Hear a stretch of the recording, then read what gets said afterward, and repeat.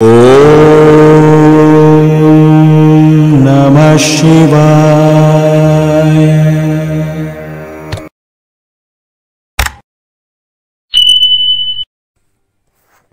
అందరికీ నమస్కారం అండి.